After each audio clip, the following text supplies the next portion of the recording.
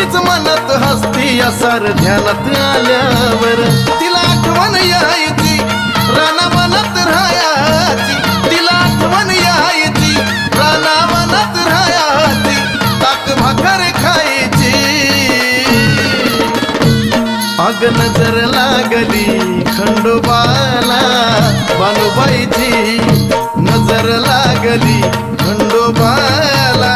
Banubai